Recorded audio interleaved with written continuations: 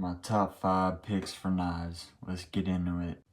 First off, we got the classic Benchmade Griptilian and S30V sporting the axis slot. Another Benchmade, we got the 940 Osborne, also S30V with the axis slot. This is one you just can't go wrong with. Spyderco Paramilitary 2, S30V blade steel, compression lock. This one wins the award for most carry for sure.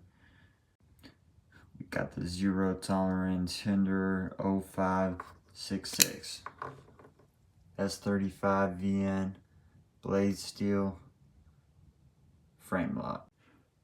And you already know I saved the best for last. John Wick Special, Microtech, Ultratech, Bowler M390 steel.